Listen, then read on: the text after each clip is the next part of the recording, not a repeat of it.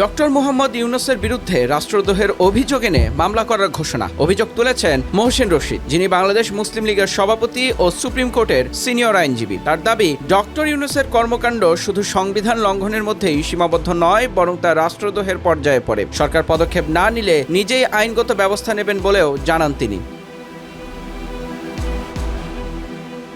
সোমবার সিনিয়র সাংবাদিক Manjurul Alam পান্নার YouTube channel মানচিত্রে অংশ নিয়ে এসব কথা বলেন মহসিন রশিদ। তিনি বলেন, প্রধানমন্ত্রীর পদ শূন্য হওয়ার পর রাষ্ট্রপতি একমাত্র সাংবিধানিক পদে অধিষ্ঠিত ব্যক্তি ছিলেন। রাষ্ট্রপতির সঙ্গে যথাযথ যোগাযোগ না রাখা, নীতিগত সিদ্ধান্ত নেওয়ার আগে তাকে অবহিত না করা এবং সাংবিধানিক শিষ্টাচার উপেক্ষা করা গুরুতর লঙ্ঘন। এটি শুধু সংবিধান লঙ্ঘন নয়, ইটস ট্রিজন।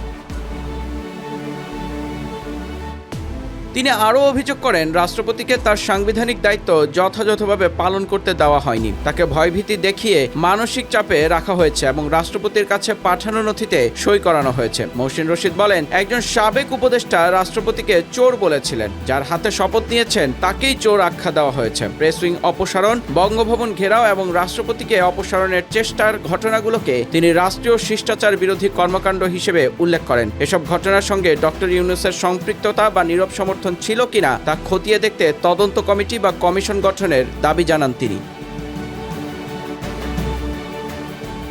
সংবিধানের ১০৬ অনুচ্ছেদ চ্যালেঞ্জ করার প্রসঙ্গ তুলে তিনি জানান, এ বিষয়ে তিনি আদালতে গিয়েছেন এবং রায়ের সার্টিফাইড কপির জন্য আবেদন করেছেন। রায় হাতে পেলে রিভিউ করবেন। সরকার যদি কোনো ইনকোয়ারি কমিটি গঠন না করে তবে তিনি নিজেই নোটিশ দিয়ে মামলার উদ্যোগ নেবেন এবং ইউনূসকে পক্ষভুক্ত করবেন।